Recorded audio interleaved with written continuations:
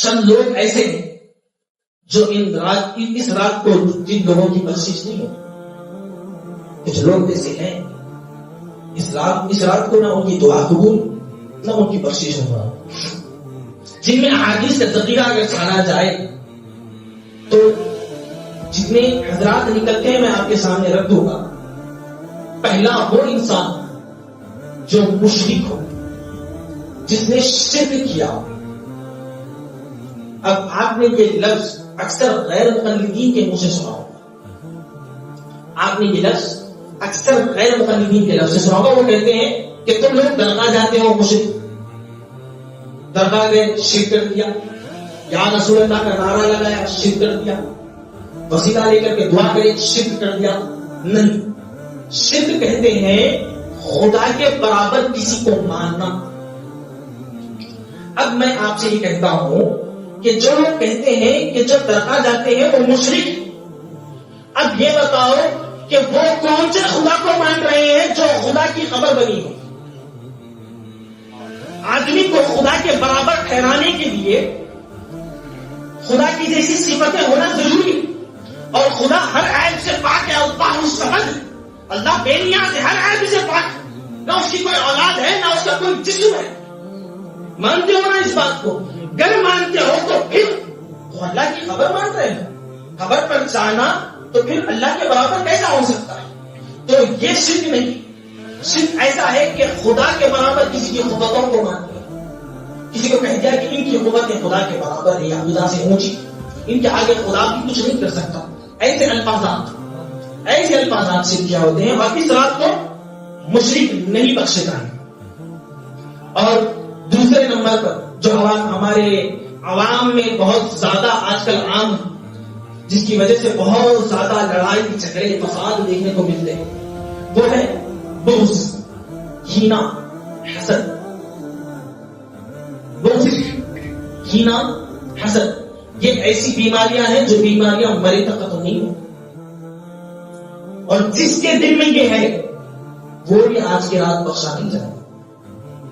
اور قتل، آج کل ہمارے جو تربیت ہونی تھی ہمارے بچوں کی، جس طرح سے تربیت ہونی تھی اس طرح سے تربیت نہیں ہوتی. تربیت میں جو ماحول میں جو چیزوں کو بچوں کو ڈھالنا چاہیے تھا وہ آج نہیں ہو رہا.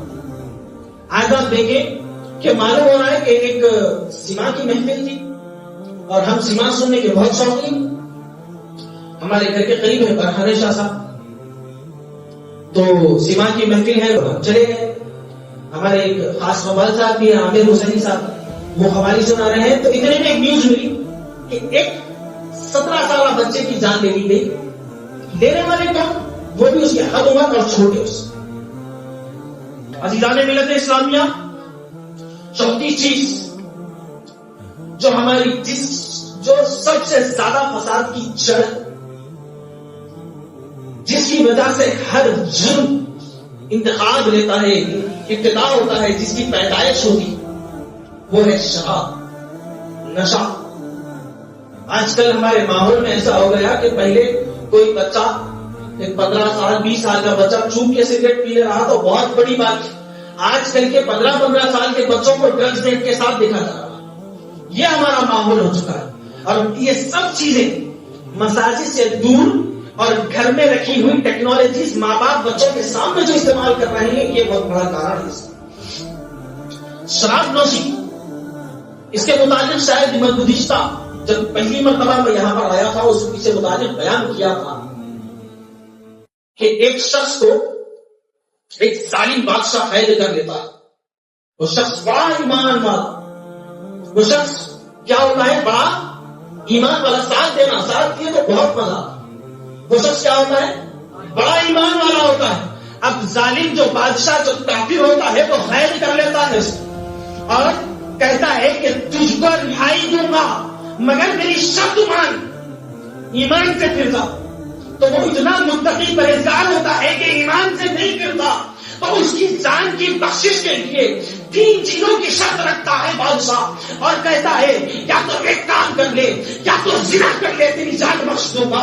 وہ کہتا ہے نہیں میں زنا نہیں کر سکتا. پھر اسے کہا جاتا ہے یا تو قتل کر دے، میں تیری جان بخش دوں گا. وہ کہتا ہے نہیں قتل بہت بڑا گناہ ہے، میں قتل نہیں کر سکتا. پھر بادشاہ کہتا ہے یا تو ایسا کر شراب پی جا، شراب پینے میں تجھے بخش دوں گا. وہ سوچتا ہے کہ جان کی بخشش کی بات ہے، چھوٹا تو گناہ کیا جا سکتا ہے لیکن جان بخشش سے بخشی جا رہی ہو تو وہ شراب پینے کی منظوری مان لیتا ہے. ماننے کے بعد جب بادشاہ اپنے سپاہیوں سے کہتا ہے لاؤ اس کو شراب دو، وہ شراب پیتا ہے.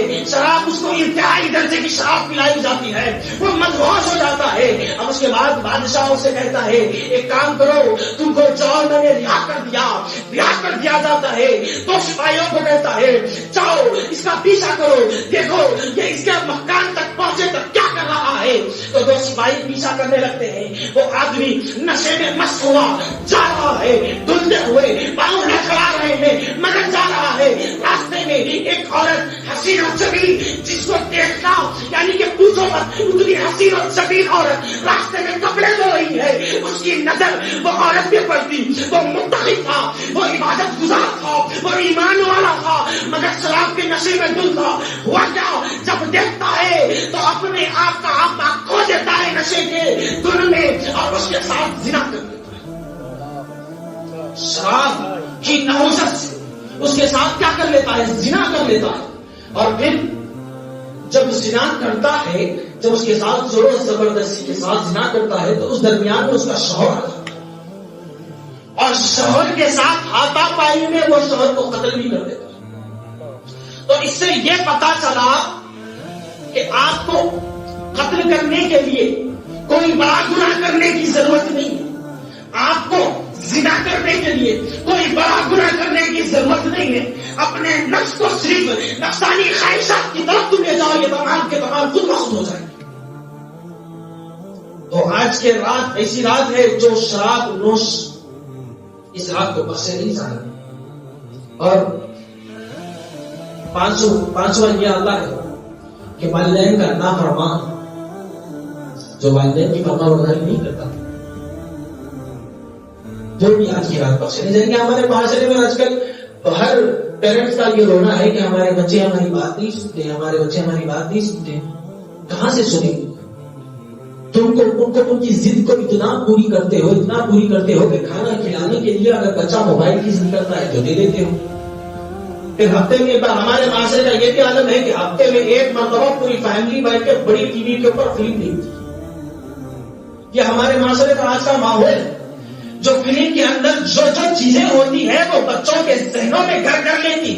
بچے سمجھتے ہیں کہ ریئل لائف دونوں ایک ہے مگر یہ دونوں ڈیفرنٹ. ریئل لائف الگ، ریئل لائف الگ. جو اس میں ہوتا ہے وہ دھوکہ ہے. جو فلموں میں دکھایا جاتا ہے یا پھر جو کوئی ویڈیو بنا کر کے یہ گندی ویڈیو دنیاوی ویڈیو بنا کر کے ڈال رہے ہیں، یہ تمام کی تمام چیزیں دھوکہ ہے، یہ حقیقت نہیں ہے. یہ بچوں کا یہ سمجھنے سے ذہن حاصل ہو جاتا ہے. وہ لوگ سمجھتے ہیں کہ کسی کو مار پیٹ کرنا، کسی کے ساتھ لڑنا جھگڑنا یہ باڑی نہیں کرنا، اس سے ہمارا بہار بڑھے گا. ان لوگوں کو کیونکہ ان لوگوں کو صحابہ کی سیرت نہیں بتائی گئی، اہل بیت اطہار کی زندگی نہیں بتائی گئی، ان کی قربانیاں نہیں بتائی گئی، ان کا صبر نہیں بتایا گیا، ان کی رضا نہیں بتائی گئی. کیا بتایا گیا؟ ریلز پر ویڈیو بتائے گئے، ریلز پر ویڈیو بتائے گئے. اور آج کل کے معاشرے میں یہ بھی دیکھا جاتا ہے کہ سب سے پہلے تو ہمارے پیرنٹس کو سدھرنے کی ضرورت ہے، والدین کو سدھرنے کی ضرورت ہے. والدین ہی بگڑے ہوئے، والدین تمام چیزوں میں شامل ہیں، ان کو سدھرنے کی ضرورت ہے. عزیزان ملت اسلامیہ، آپ نے سنا ہوگا کہ والدین کا نافرمان بخشش اس کی نہیں ہوگی. تو اس سے مجھے ایک واقعہ ذہن میں آ رہا ہے کہ بابا شرف الدین رحمۃ اللہ علیہ کا واقعہ کہ اب جو بچے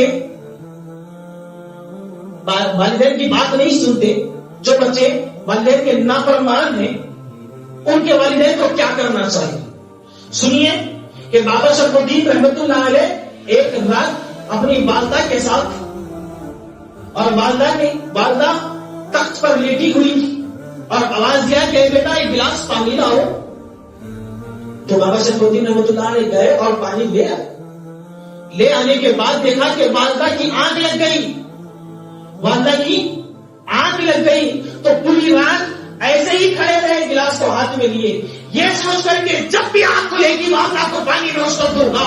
جب وہ والدہ کی آنکھ بہت دیر بعد کھلی تو پوچھا بیٹے کیا تم اس وقت سے اب تک کھڑے ہو؟ تو کہا ہاں میں اس وقت سے اب تک کھڑا ہوں. تو ماں نے ہاتھ اٹھایا, کہا میرا بیٹا میرا خدمت گزار ہے مولا, مولا اس کو تو اپنا ولی بنا لے, میرے مولا تو اس کو اپنا قریبی بنا لے.